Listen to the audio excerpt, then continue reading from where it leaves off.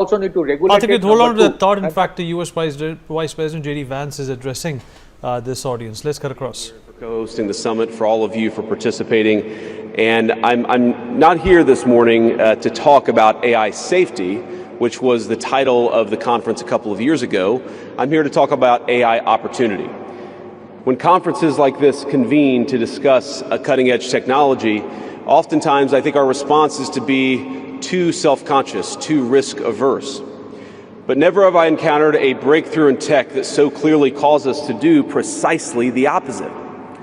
Now, our administration, the Trump administration, believes that AI will have countless revolutionary applications in economic innovation, job creation, national security, healthcare, free expression, and beyond. And to restrict its development now will not only unfairly benefit incumbents in the space, it would mean paralyzing one of the most promising technologies we have seen in generations. Now, with that in mind, I'd like to make 4 main points today. Number 1, this administration will ensure that American AI technology continues to be the gold standard worldwide, and we are the partner of choice for others, foreign countries, and certainly businesses as they expand their own use of AI.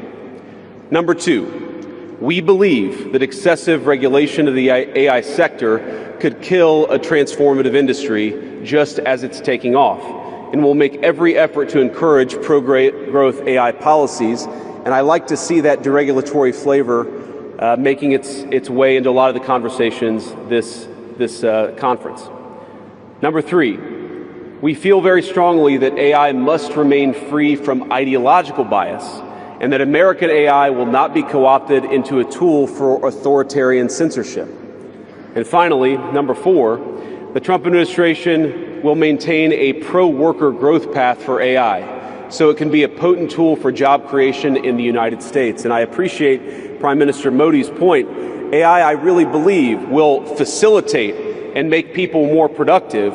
It is not going to replace human beings. It will never replace human beings. And I think too many of the leaders in the AI industry, when they talk about this fear of replacing workers, I think they really miss the point. AI, we believe, is going to make us more productive, more prosperous, and more free. The United States of America is the leader in AI, and our administration plans to keep it that way. The U.S. possesses all components across the full AI stack, including advanced semiconductor design, frontier algorithms, and of course, transformational applications. Now, the computing power this stack requires is integral to advancing AI technology. And to safeguard America's advantage, the Trump administration will ensure that the most powerful AI systems are built in the U.S. with American-designed and manufactured chips. Now, just because we're the leader doesn't mean we want to or need to go it alone, of course. And let me be emphatic about this point. America wants to partner with all of you, and we want to embark on the AI revolution before us with a spirit of openness and collaboration.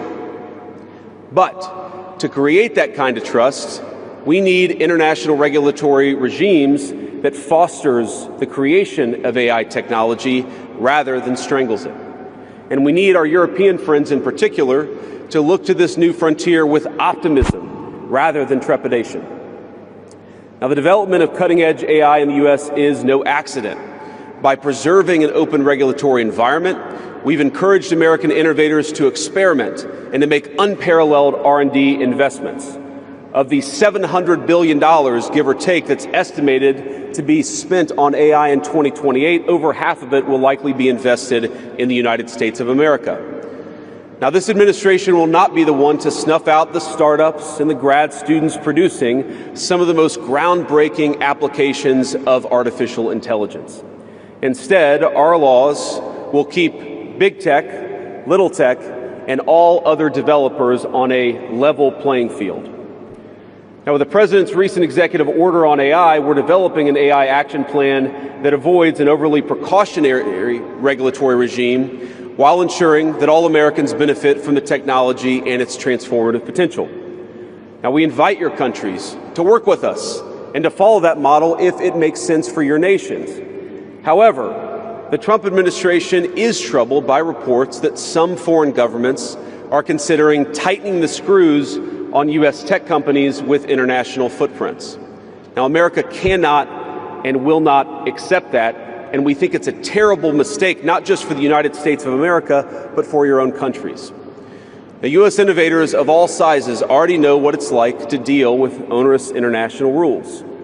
Many of our most productive tech companies are forced to deal with the EU's Digital Services Act and the massive regulations it created about taking down content and policing so-called misinformation. And of course, we want to ensure the internet is a safe place, but it is one thing to prevent a predator from preying on a child on the internet, and it is something quite different to prevent a grown man or woman from accessing an opinion that the government thinks is misinformation. Meanwhile, for smaller firms, navigating the GDPR means paying endless legal compliance costs or otherwise risking massive fines. Now, for some, the easiest way to avoid the dilemma has been to simply block EU users in the first place. Is this really the future that we want, ladies and gentlemen? I think the answer for all of us should be no. Now, there's no issue where we worry about more than regulation when it comes to energy. And again, I appreciated the comments of so many at the conference because they recognize that we stand now at the frontier of an AI industry that is hungry for reliable power and high-quality semiconductors. Yet too many of our friends are deindustrializing on the one hand and chasing reliable power out of their nations and off their grids with the other. The AI future is not going to be won by hand-wringing about safety. It will be won by building, from reliable power plants to the manufacturing facilities that can produce the chips of the future. Now, at a personal level, what excites me most about AI is that it is grounded in the real and the physical economy. The success of the sector isn't just a matter of smart people sitting in front of a computer screen and coding.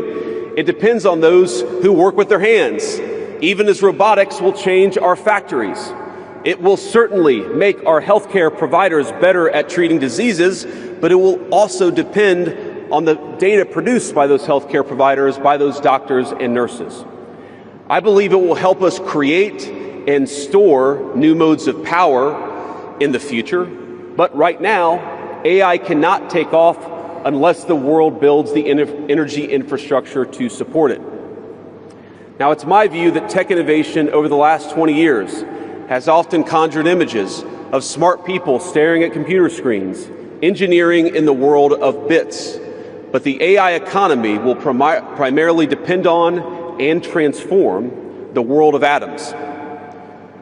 Now, at this moment, we face the extraordinary prospect of a new industrial revolution, one on par with the invention of the steam engine or Bessemer steel.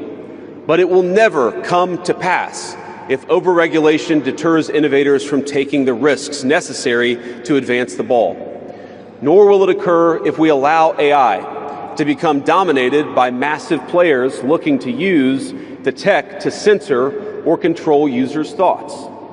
And I'd ask if you step back a moment and ask